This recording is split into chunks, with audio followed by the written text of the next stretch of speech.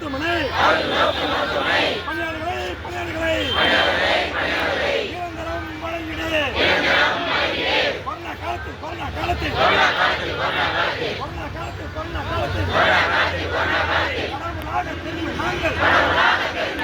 கனவுனாக தெரிந்த நாங்கள் இப்போது நாங்கள் தெரியலையா? பாவம் இல்லையா?